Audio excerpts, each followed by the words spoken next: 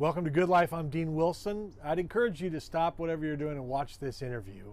Ralph DeQuebec is with me. He's a veteran. He lost his legs in Afghanistan. His story is incredible and inspiring, and I think you'll get a lot from it. So Ralph DeQuebec on The Good Life next.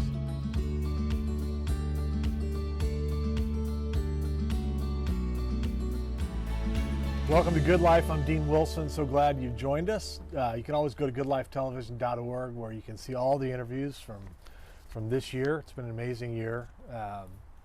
And there are also power clips there that we kind of find some of the powerful moments, the gold in those interviews. And so you can watch the full interviews, you can watch the power clips at goodlifetelevision.org. I'm really excited about my guest today. Ralph DeQuebec is with me. Ralph, welcome. Pleasure. Thank you for having me. I got to interview your brother, as you know, Jose, and we had a great time talking about his story, but also kind of your story and you guys as brothers. But I want to kind of reset for people who maybe didn't see that interview, kind of they can understand what we're talking about. You and Jose are brothers. Correct. And you kind of had these different roads that you traveled. And then you kind of came back together, right? And now you've launched something called We Are All One Story, which I want to get into in a little bit. But maybe start telling people just kind of about your upbringing, kind of your journey from childhood up. You know, I was born and raised in Los Angeles. My biological father left when I was about 5 years old. I still remember it to the day it happened. You know what I mean? Really? I remember the day. And so he left, and you know, throughout my whole adolescence, like I was trying to identify with things that I can do to kind of get him back, you know what I mean? And so my mom eventually got in another relationship, and the guy that she was seeing was abusive, he's alcoholic. So then I was exposed to not only, you know, someone leaving me, now I'm exposed to someone beating on me. And wow. So I didn't realize, at that time I didn't understand, like I didn't know what having a father felt like, but I knew he wasn't supposed to leave me. And the second one was I knew he wasn't supposed to beat me. And so, you know, I get to the age of like 13 years old, and my mom finds another man. She ends up marrying him, and I call him Dad to this day. But super strict, disciplinarian, authoritarian, and, you know, it was his way or the highway. And, you know, so as a kid, I'm thinking the same thing. I'm like, man, my dad shouldn't just be giving me rules. You know what I mean? He should be being a dad, showing me love, showing me how to do all this, that, and the other. And so that was a pretty big struggle for me. And it wasn't until like I found sports where I was talking to my mom the other day. I was like, it wasn't until I found sports that I identified what coaches were telling kids at that time, and all the things that they were teaching them like it like resonated within me. You know, they were talking about teamwork, dedication, sacrifice, put the team ahead of yourself, and those kind of things. And so, you know, I was a decision away from joining a gang, and luckily I found football because that literally gave me the outlet to express who I wanted to be as a person. Wow. And so, you know, I played football for 4 years in high school, went to college. You know, I didn't take all the right classes that I should have taken, and so I didn't set myself up for success. And so I had to go to a community college and take remedial classes and stuff like that. And so during that time, I was like in this rat race. I was going to school, I was working a job, and I was trying to make a football team running track and field. And so I just broke up with a girlfriend, and I was like, you know what, like this isn't for me. Like I want more out of life at that time. And one of the, like shortly thereafter or shortly before, you know, it was 9/11 occurred. And I remember going into a study hall at 6 o'clock in the morning, you know. I was with my girlfriend at the time and her sister, and I go in and you look at the TV and you see the Twin Towers on fire. And like I said, there was just something that said, hey, you know, this isn't it. Let's pack it all up and let's figure out the next thing. And so 6 months later, I was joining the Marine Corps. Wow. Yep.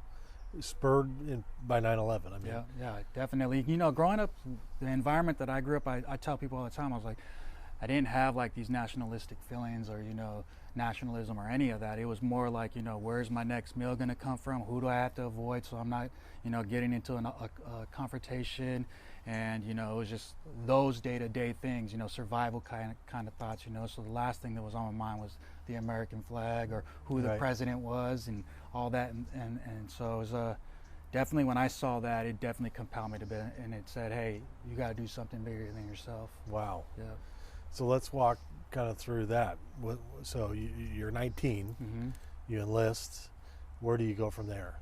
So I enlist and I go straight to boot camp. And, beautiful thing about boot camp is everybody says, it's super tough and, you go through hell for that portion. But I also felt like, they did it for a purpose and they built us up into the person that I wanted to be, because they embedded all the things that already resonated within me, teamwork, sacrifice, dedication, all those things. And so they break you down and then all of a sudden they say, here, let's reintroduce this back to you. But now you got 90 other guys that are in the same predicament that you are, and then that bond just grows. And so after graduating boot camp, like I couldn't have been prouder to call myself a Marine. And then, going in, and I was in for about another 2 years, and I was just like, that urge came back, and I was like, you got to do something more, you got to do something more, you got to do something more. I hadn't been to combat, I hadn't been to Iraq or Afghanistan, and so I made the decision to change over into the civilian, what civilians would call the bomb squad, and the military would call it EOD. And so, again, found myself in another situation. Now, it's not only are you doing yourself a favor by trying to do your hardest and be a team player and sacrifice and dedication and all that. Now it's a matter of life and death, because now you're working with explosives, and now someone else's life also matters. So it nails that in, you know what I mean? Like, wow. You can't nail that in any harder. And so, I joined the EOD unit, and I was surrounded by guys that just were like me. To the T, they cared about their brothers, they cared about the mission, they cared about saving people's lives, and it was home for me. Wow. That was done deal. I was in love with my job. Wow. Yeah. And tell us about the day you lost your legs. Well, prior to losing my legs, I had actually lost a teammate, and so a lot of people don't realize that part of my story is that, I had pulled in this young kid. First EOD deployment, coming to work up. He only had about 4 months to train with me before we were stepping off to Afghanistan. And so, but I can see it in his eyes, the love. He had the same, when I'm looking at him, I'm looking in the mirror. I was like, there's no other place this person wants to be, but right here doing this job. And, I'm getting goosebumps right now when I talk about it, because it's absolutely true. And so we had happened to go on a mission, and one of our guys in our element, it was Afghani, he turned and he fired on us. And so he killed my teammate JP Hewling, and he shot my corpsman, and that was a pretty tragic event, I would say. And then for me, that was the first time me experiencing that within my team, and having to go up and perform all the life-saving steps, and literally see him faint, come back, and it's the extremely humbling experience, because you literally can see life in your hands. You know what I mean? Like, you can see, it's literally in my hands. And so it's extremely humbling. And so, getting him off the X and getting him onto the plane and going to where he had to go, that ride back from where we were doing that to our main base or our operating post, it was probably about a 4-hour drive, and it was the most quiet, humbling, dark space, I guess. It was just hard to explain. And so I got about a month off of time. It was like 3 to 4 weeks about off time. And my boss comes up to me and he's like, Ralph, hey, it's totally up to you. If you want to work, you can work. If you don't want to work and you just want to teach classes or whatnot, we're fine with that too. We just want to know where your head's at. And without a hesitation, I was like, no, I'm ready to go. Like, we got to go do this. The mission goes on. Had it been me and I would have passed away, like, I would have wanted JP to jump in on another team and continue to do what it is that he loves. And so we made that decision, and they paired me up with another Marine, and we were going on a 4-day mission. That's literally the entailment. I've been in hundreds of them before, and so it was literally gather all your belongings, all the gear that you would need to be able to function for a 96-hour period of time. So that's water, food, bullets, explosives, clothes, batteries, you name it. Anything that you need to be successful in combat, you carried it on your back. And so we were on our mission on day 4. What we're thinking is, okay, we have all this extra stuff, extra bullets. I mean, we were in firefights for the the whole time we were there, from day 1 that we dropped in to day 4. What And year is this now? This is 2012. Okay. Yeah, this is 2012, June, I would say around June 18th through the 20th time frame. Okay. Yeah. And so we're taking contact all day, and we're literally thrown into this area because they want us to stabilize the area so a bigger Marine force can come in. And so in order to do that, they send a small element in, figure out the lay of the land, get all the reconnaissance down, and they're the ones fighting the Taliban at that time. Like, we're giving them the foothold. We're saying, hey, we're here to fight. Our buddies are coming, but we're going to take it to you right now. And so that was the purpose of that mission. And so on day 4, you know, we were hooking and jabbing, doing our thing, you know, everything we were asked to do. And on the last day, we had been taking contact from a house that was probably 250 meters away from us. And so we were like, you know, before we leave, we're going to go take it to them.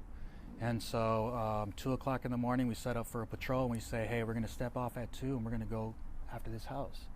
And sure enough, that's what we do. We took about 20 Afghan soldiers, and we took an element of about 8 U.S. personnel, which at that time I was operating with Special Forces, Army Special Forces, and then I had a Navy amphibious corpsman, also special operations, and then I had myself and my teammate. And so it was a very small element with an extended group of Afghanis. And so as soon as they step out, like I said, Dean, they were only 250 meters away. So as we're dispersed out, that first guy is already almost to where he needs to be and stopping till the tail end catches up. And so as they're punching out, we probably got out 50 meters before over the radio I heard, hey, we got an IED up here. An IED is an explosive ordnance, like explosive, improvised explosive device. And so in civilian terms, it's a bomb, a man-made bomb.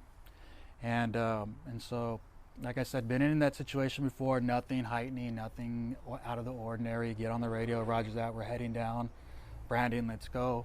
Put them off in the safe area, continue to start walking down. And, you know, as I'm walking down, I have guys on my right that are literally, there's a river running the same direction that I'm walking, and there's guys that are parked about every 6, they're socially distanced. They're about 6 feet apart. You know what I mean? Ahead of their time. They're doing it. Hey, we've been doing it for a long time. And so, yeah, so they're sat there, you know, 6 feet apart. And I'm like walking down, and I see a building coming in. And it's kind of like giving me what they call a choke point. So I have to walk this path that's right here. And so as I'm getting there, you know, space is from opening to closing, and now it's like, okay, space is getting restricted. My spidey sense or my goosebumps or whatever start popping up, and I'm like, all right, if I was a bad guy, I would put a bomb right here. Stop, I'm not going anywhere. There's a bomb right here. You know, this is my mental thought process. I'm like, there's a bomb right here. All right, let's back up, start pulling out tools, get on the radio. I said, hey guys, you know, I think the red direction that I'm passing in is a perfect place to place an IED. I know there's an IED here. I was like, I'm gonna get down and just check out the area. Give me a couple minutes and I'll get back on the horn and let you guys know what's going on. So sure enough, I pull out my tools, start going to work, and I have this hook that's about 8 feet long, and it has a pole 8 feet long, and it has a hook on the end. And so what we were doing is we were throwing it past where we thought the bomb was, and we were scraping it back to us. And so anything in between that distance, we would pull up, whether it was wires or the actual device. So I did that a couple times, no results. And then I was like, okay, I know there's something here, I gotta do something else, you know what I mean? And I had a metal detector, so I had wanded everything to look for metal, didn't find anything. And so the last step was getting on my hands and knees. And so I got on my hands and knees, and I literally started sweeping dirt away with my fingers. And like I said, I've done this before. It's not something that's out of the ordinary. So I'm sweeping this path. And so I'm sweeping a path about 6 feet wide to give me an avenue where I can egress and come back out. And so as I'm sweeping, you know, I'm not getting anywhere. And now I'm starting to it's starting to build on me. Like, is there really something here? Is there not something here? Listen to what your gut's telling you. Continue to keep working. So as I'm working, like, I'm getting ready to get on the horn. I'm kind of like looking at my surroundings now. I'm like, okay, this bridge here is pretty stout. This building's walls is pretty stout. I was like, A, do we have enough explosives? B, I really don't want anybody to be in any harm's way. And C, I don't have an answer yet, right? And so this mental thought process is going in my head. And as soon as I do that, like, I get on one knee, I have one knee out, and I get up put one foot up, and I'm getting on the radio to tell them like, hey guys, maybe we need to rethink this plan a little bit. Give me a couple minutes. But before I can finish that, like I'm on my radio and I look up and I see a guy walking towards me. And it was 2 o'clock in the morning, so we were operating in night vision goggles. So it's pitch black outside. So got these goggles on and I look up and I see the reflection of his eyes. So the moonlight reflection into his eyes is like the same thing you would do with your phone when you put your phone in the sun and it gives you the glare on the ground. It was just shot out open and it was so bright. And I was like, in that split second, I was thinking to myself, oh man, this is a bad situation, right? I put my hand out and I tell him to stop. But before I could finish the P, boom, he had stepped on the device. And at that moment, I go flying in the air, and I'm the fastest I've ever moved in my life. Weightless, and I'm thinking to myself, what the F just happened, right? Oh my God. I feel myself getting closer to the sky, like literally, that's how fast I'm traveling. Like I'm like, oh my God, it's there. I hit a wall. I hit the wall and bounce off the wall, and then I go into the hole that was created by the explosives. So the explosives buried, it goes, all the dirt goes out, and now you have a shot hole. So I fall into the shot hole, and immediately I try to kick out of it. You know, as if you were falling, you'd want to like kick your legs out, and I can't. I'm not in pain. There's a whole lot of adrenaline going on. There's a whole lot of confusion, but as far as pain, I didn't feel any pain. But I just knew I couldn't use my legs. And so at that moment, I'm Doc, I'm hit. Sean, I'm hit. And, you know, what seemed like 8 seconds later, like I was getting pulled out of that hole like a rag doll, you know. And I feel like I'm flailing in the wind. You know, my buddies have got me, and they dragged me another 150 meters to where we initially were when I took off. And they start working on me. And, you know, at that moment, like I still didn't have fear. There was no fear in my heart. Like there was a little bit of confusion, but at the same time, like this situation wasn't new to me, one, and two, like I knew how important it was for all the guys that are around me to make sure that they stayed calm too. So I was joking with them. I was making jokes with them, and you know they had put tourniquets on my legs to stop the bleeding. My rifle that I had on me when the explosion went off hit me here and then ripped through my hand here. So this hand was like hanging on skin. And so not only were my like legs all jacked up, so was my hand. And so I was pretty bad off shape. And so I can see it in the guys, they can see it in me. Like I'm trying to bring them up and they're trying to bring me up as well, but you can see it's not a good situation to be in. And so, you know, as soon as those thoughts started setting in my head, I told myself, hey, just make it onto the helicopter. If you make it on the helicopter, everything will be fine. And so these guys, you know, they're giving me IVs, morphine, you know, they're talking to me, they're trying to keep me relaxed. And oh, by the way, we still have to maintain security because now they know where we are. Mm-hmm. You know, the Taliban heard that explosion go off.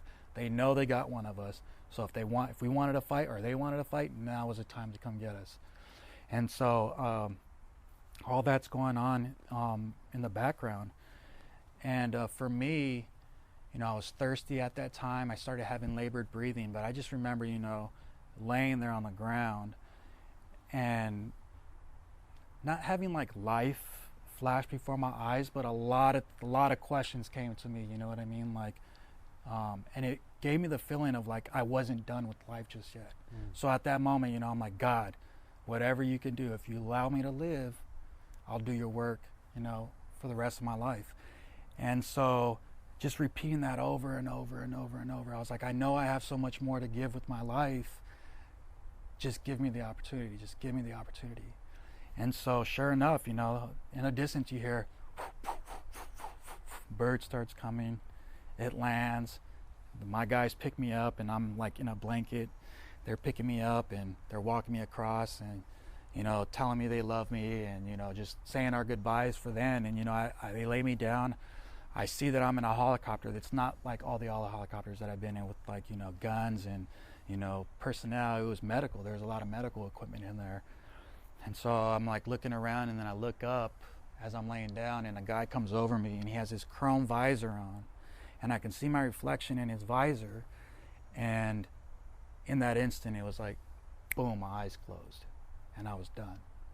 And it wasn't until 5 weeks later that I woke up and I realized, A, I lost my legs, B, my hands were all jacked up, and C, I had to figure it all out again. You know what I mean? And it was instantly like that. You know, I had no idea how drastically my life would change.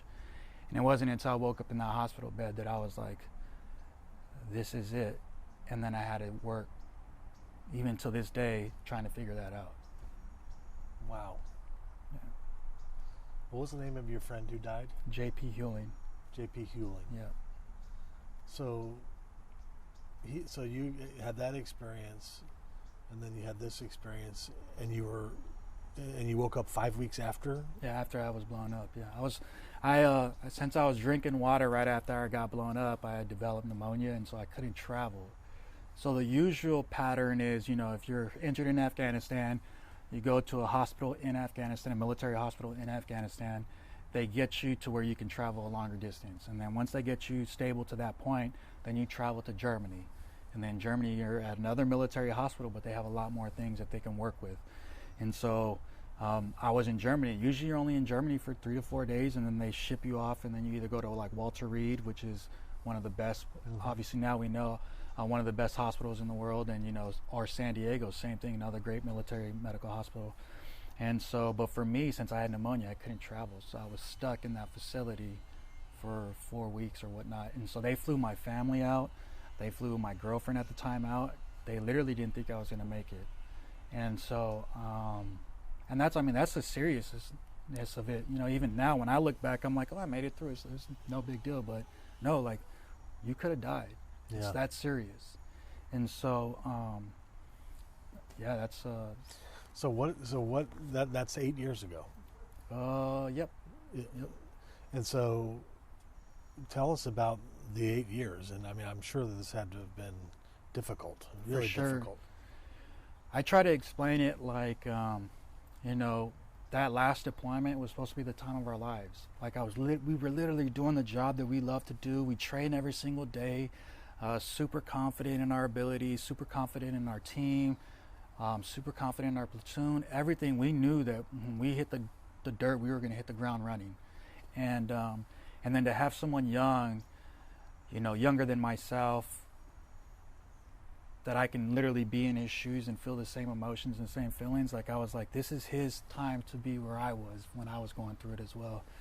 And so it was a beautiful feeling, like, you know, hugging our families at the end, at least for me, wasn't the same it was when I first did it. There was a lot of like, you know, a lot of, I wouldn't say fear, but a lot of unknown, and you know, it was first time experiencing that, so it was pretty uncomfortable, right? So now this is my third time doing it, and it's not as uncomfortable. But, you know, it was supposed to be the time of our life, and it ended up not being such, you know what I mean? And that was probably one of the hardest things to get over, because I had built this life for myself that I had wanted, everything that I ever wanted. I said, hey, you can go out and go get it, create the life that it is that you want. And I literally was able to do that. And then for it to be taken from me and wake up in a hospital bed with no legs, you know, it's like, I thought I was doing everything right, God, like why me, you know, that whole pity party. And I literally went into a pity party for about a year. No matter how externally I was telling people I was okay and I'm fine or whatnot, they didn't realize that I was super depressed, that I was addicted to opiates, that I've thought about killing myself. I didn't have any testosterone, and so I was going through it like I've never gone through before. And so it was an extremely difficult position, because as a Marine leader, and you know, as I feel as a leader in general, like you're supposed to give the presence of calmness, make sure that everyone else feels calm around you, even if the situation is hectic. And so that's what I felt I was doing, but internally I was hurting myself. I was shutting everybody else down. I wasn't asking for the help that I needed, and I was literally trying to create a burden that shouldn't have been a burden. You know what I mean? Like I literally wanted to do it all on my lonesome, and it was a lot harder than it should have been. So what was that like? Was there a moment? Was there I mean, it's a moment every day. Like every day I wait, I'm like, we're gonna do this, but at the same time, it's a humbling. It's something that I have to go through daily because it is, the same way people ask for my help. Like I have to be willing to ask people for their help as well, and it's a give and take relationship. And I think that's within life, within general, with any relationships that you have or whatever it is that you want to do. It's a give and take relationship, and so I mean, that's just really how I approached it. That's how it kind of helped me out. I couldn't never just make it about myself. I always had to make it about something bigger. And so eventually, for me, luckily I found the sport of sled hockey. And that kind of even pulled me out even more. And it put me in an environment that, oh, by the way, I'm not in a team room anymore, but I'm in a locker room. And we're still making fun of each other. We're still willing to go to battle for each other. We're still willing to do the odd end hours of work where most people want to sleep in. I know he's waking up and doing the same thing I'm hating to do every single day. For what? Because we want to win gold medals and we want to represent the United States of America. And for me, it was like, there's nothing bigger than that you can do right now. And oh, by the way, God's on my side now. So now it's like, we're full speed ahead. There's nothing that can stop me. And so, with the whole purpose, with we are all one story, is it's a beautiful thing that when you can come across and you can tell people that and they can see that A, I was able to achieve my dreams, and B, I was able to go through a very traumatic experience, and C, now here I am trying to, not only give back to people that can learn from my story, but also, people that are going to end up being in the same situation that I'm in. I had a lot of help. I had a lot of friends get hurt before me, unfortunately, but also fortunately, because I seen where we can take this. I had a friend lose his legs in 2010 and he climbed Mount Kilimanjaro with no legs. So 2 years later, I have no legs. Like, yeah, there's that sense of unknowing, but I also can see the light at the end of the tunnel as well. And so,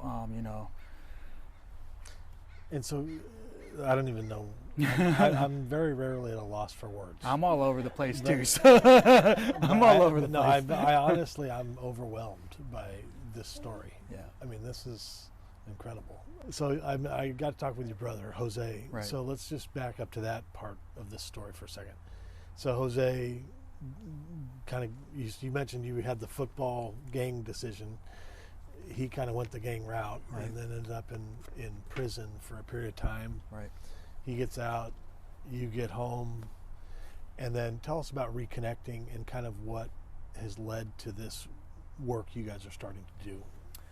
I was in a position where I was transitioning again. I was leaving Walter Reed. I had finally finished all my rehabilitation, and I was on to the next chapter of my life. And in 2013, a year after I was blown up, or 2014, I decided to play hockey a year after. And so when the guys were in Russia winning the gold medal, I had told myself then, my next thing in my next chapter is to be a part of that. I remember looking at the TV being, I want to be a part of that.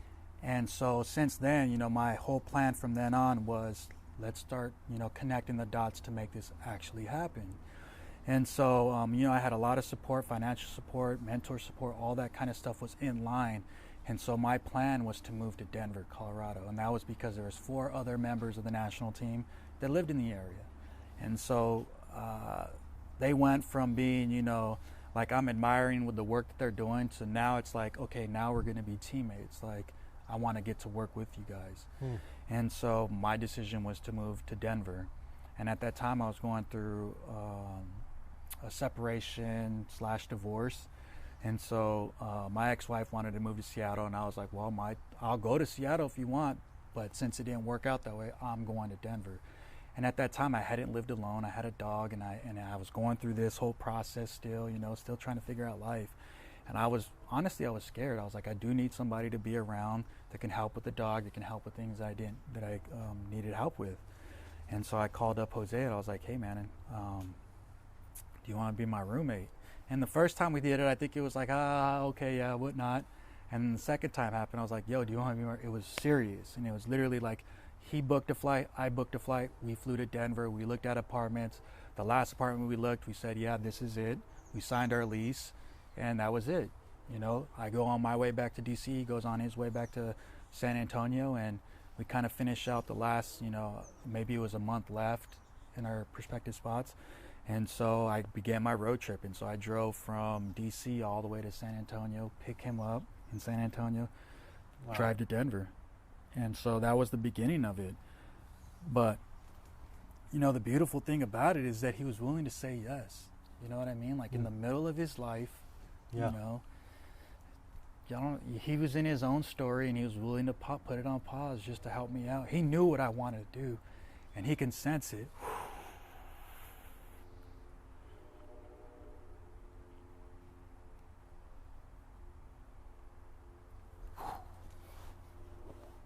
And he could sense it the same way I could sense it in him, in the dream that he's trying to live. And so that's why it's beautiful to come full circle like that. You know what I mean? Like, he asked me, you know, in that whole process of even, you know, coming together, and then, you know, him choosing the gang route, and then coming this way, and then going through all the struggle that he went, and then for us to still be able to sit here and sit at a table and have that conversation, like that's strong, you know. It's there's no words for that, really. But, you know, winning a gold medal, so, you know, making the team and winning a gold medal, and then having your story thrown up on this pedestal, and everyone pulling what exactly it is that they want to pull from you, made me lose the value of my own story. Like, it made me want to give people what they wanted to hear. And so, you know, achieving your dreams, and then being in that same position, like, what now, and not having any answers, and, you know, people are pulling you the way they want, and losing the value in your story, still, you know, fighting depression all over again. You're like, man, I thought I caught my carrot. You know what? And he was always telling me throughout the process, he was like, you should go tell your story to this person, tell your story to this person, or share your story with these people. Let's go to the high schools and share your story. And I was always like very quiet about it, very like over humble about it. And it was because, like, I was more interested in other people's stories. I was more interested in how other people got through their trials, and you know, all the tough times that they had to go through, because I didn't feel like there was anything inherently special about what I did. One, I didn't give up. Two, I set a goal. And three, I just had people around me that were willing to support me and my dreams. And it was that simple for me. So when he approached me and said, hey, I want to create a platform where we share people's stories, I was all in. He was like, I need you to be the first person. He was like, I want you to be the first person. He was like, but then other than that, like, we're going to showcase another person's story every week. And in my mind, I was like, okay, so now I'm going to be a part of a body of work. You know, it's going to be a body of work. It's going to be a collective of stories. And mine is just going to be one chapter. It's not going to be everybody's like, let's look at this story. Let's look at this story. It's literally going to be, I'm going to look at this one. Learn from this one, learn from this one, learn from this one. That's what I tell people every time. Like, you might relate to my story, and you might not relate to this person's story, but I guarantee you they're going to give you a gem. You know, they're going to say something that you're going to be able to connect with, and it will change you. Yeah. And it's done that for me. Every single person's interview that I've watched, you know, I've watched them all. They all say something that I'm like, oh, I felt that. Wow. I know exactly what that feeling is. And yet, they might not be talking about losing a teammate in combat. They just might be talking about losing their job. You know, they might not talk about losing their legs. They're talking about, you know, getting divorced. They're experiencing loss the same way. And so, you know, the more that we do it, the more beautiful it is to me. And then working, you know, just seeing the same kind of like light in my eyes that I had when I was pursuing hockey, and seeing the same light in my brother's eyes. It's like, I can see the good work that we're doing. Just the same way I saw the good work that I was doing when I was pursuing my careers, I can see it now, and we're onto something. Yeah, that's great. I read that, and it is our mission to help others remember and never forget that their story matters. Our inherent value as people, and the value in our story, in our own story. I mean, it's so true that everybody has a story. Life is just tough. You know, if you really, I mean, it's mind-boggling. But when you say that, somebody's struggle might be not losing their legs Right. or something, but it might be, anxiety, depression, addiction, and I forget who I was talking with about this, one of our guests, but we were talking about the power of telling the story, the power of telling the truth. Right. Here's where I'm at. I'm struggling. Yeah. Okay. Absolutely. It's okay. It's okay to not be okay. Right. Like, what if? That's what I think is a powerful thing about what you guys are doing is it's not all roses. It's not. You know better than anybody. Right. This is, but yet saying it and having it be okay. Right. To not be this, everything's great. Yeah. How are you? Yeah.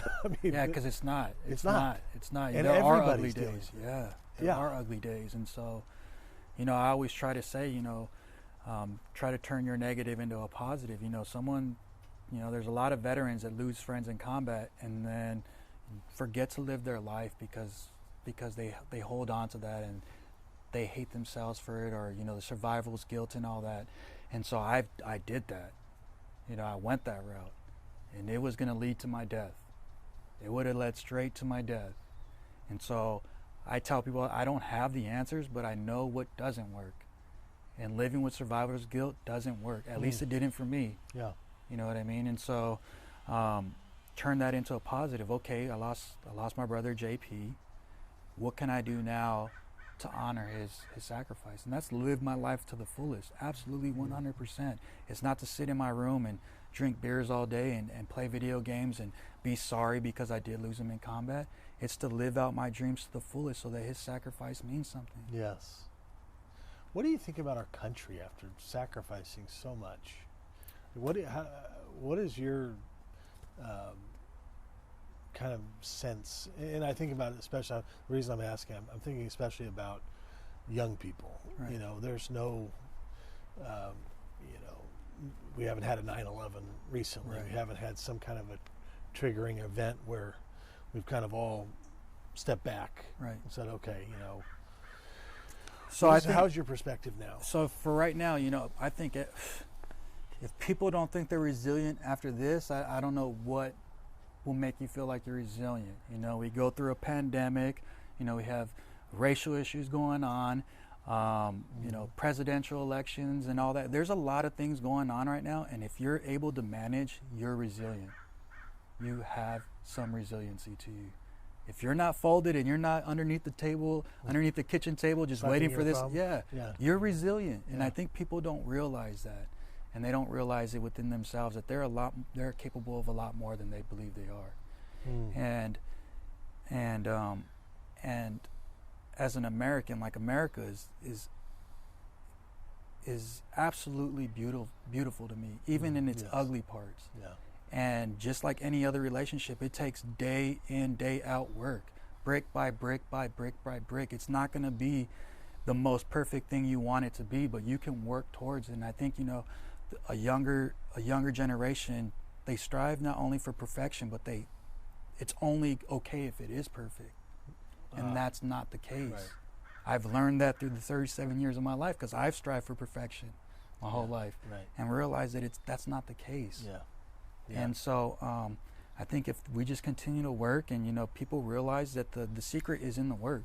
Mm-hmm. What are you doing? Not one person can dictate how my life is going to change for the good or for the bad.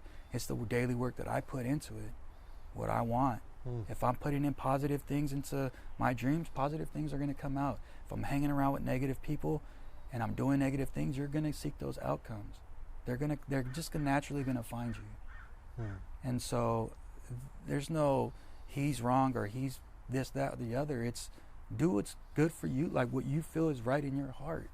Stop worrying about the next person, because I worried about the next person for the longest, how this Right. person felt about what I was doing, Right. how this person feels about what I look like, and rack my brain. Right. Just keep That's it. exhausting. It's so exhausting. Yeah. And it wasn't until I was like, you know what? I'm taking complete ownership of my story, the good, the bad, and I'm going to tell you how I want to tell you. You know what I mean? Is when I felt that power. Yes. And that was going through our platform of We Are One Story, because he asked me questions that my wife never asked me. He asked me questions that my mom never knew the answers to. And it wasn't that I wasn't willing to not say anything. I just never heard anybody ask me those questions. You know what I mean? Like, That's what's the most fascinating. traumatic thing that you've ever been through? They automatically assume when I walk into a room, the most traumatic thing that I've ever been through. Was this? They But it would wasn't. think it was this. Yeah. What is it? But for me, it was losing JP in my Yeah. arm. Like, that was, I could have lost my legs and bounced back and been me. You know what I mean? But having someone lose their life in your hands, like the humility that's involved, I say it all the time. Like, since that, like, I had to make sure, you know, my plan was to live my day with intent, you know, grace and humility. And that was it. That was it. Like, I had the intent now. Like, you can die right now. Yeah. Don't waste your time. Be grateful that you didn't die, and be humble enough to know that you're just doing what you want to do with your life. So you're saying if he hadn't died Yeah, in your arms, your perspective going It through all could have this would have changed. been. It could have totally changed. You might not be here. I might not be here. Yeah. I might not Wow. be here. J.P. Hewling. Yeah. And you know, and I lost 18 friends in combat, so that story is multiplied by 18 for me. Did you really? I did. And so that's the level of seriousness that I bring into it, because having brothers lose in combat, no matter how much that hurts for me, you know, and how much that hurts for their family, like, I hurt more for their family. You know, the daughters that aren't going to be raised with their father, the wives that don't have their husbands anymore, the mothers and fathers that don't have their sons, the brother, you know, they don't have their brother or sister. And so that was the pain that hit me with losing someone in combat. And so in my life, I have to make that effort to spend more time with my family, because who am I to not spend time with my family now? Like, it's hit me in the face, and it's not only happened to me, but I've seen it firsthand, to not take advantage of those situations. So now I have to spend time with my family. I have to pursue what I love, and for me, you know, it's give the glory to God at the end of the day. This is an amazing story, and I said the same thing to your brother. You guys are like really thoughtful, well-spoken, like deep people. I mean, you got to. I feel like better about myself just hanging out with you for a Dude, few you got to realize, like we were both down and out, and we couldn't even talk to each other in passing. That's how, like, I was in my own little hell. He was in his own personal hell. And we were literally passing by, and it wasn't until like the break of conversation started to happen, and he's telling me what he's going through, and I'm like, going through the same kind of things. I start telling him, then we start talking, and then, you know, we start working on the project, and so that opens up even so much more. And so it's not like just something that we think about once or twice. Like, this is what we do. This is us. Like I said, I've reached my dreams, and I've went through traumatic events, and, you know, in both positions, I was like, man, I got to figure something out. And this is what I love doing. I love helping other people. I love helping people chase their dreams. And when my brother talks about We Are One Story, I can see it in his eye. The same way I talk about, you know, pursuing my dreams. You're going to go to China in 22? Oh, we're going to be there for sure. You're going to chase another gold We're medal? going to chase it, yeah. Well, We're going to chase it for sure. that'll be fun to watch. And, you know, the reason why is because, you know, the first gold medal, I felt like I did it for everyone else. You know, like, I did carry that burden. Like, I was like, oh, I got 18 brothers on my back. They're in my backpack, and now I'm going to show the world what we're capable of. And so that pressure and all that, you know, I want to do it for the people that helped me during recovery and everyone else, never for myself. You know what I mean? And it wasn't like until this year I was like, or this go around for these Olympics, where I was like, you know what, we're going to do this for you. So I've been thrilled every step of the way, waking up, going to practice happy, because I know it's for me, and I made that promise to God. I was like, we're going to do this to the best of our abilities. And so waking up, I'm like, yeah, let's go. We're fired up. Wow. Yeah. Well, it's an amazing story. We Are All One Story is a nonprofit now? Well, It's informating? we're trying. Yeah, we did our first year, and we said, let's just get through the first year, and then we'll figure out the rest. But yeah, we're operating as an LLC. Ralph, it's amazing to meet you. Purple Heart winner. You've sacrificed a lot. What you're doing now is incredible. We're cheering for you. If we can help you, we'd love to help you. As you guys launch this, I think it's a phenomenal idea, but just who you guys are is inspiring. So thanks for everything. I appreciate it. And thanks for sharing with us. Absolutely. And if you can't get inspired by this, if that doesn't light your fire, your wood's wet. I like that. I like that. Is Your that wood's accurate? wet. Yeah. Your wood's wet. Unbelievable. Thank you. Yeah, I appreciate it. We'll see you next time.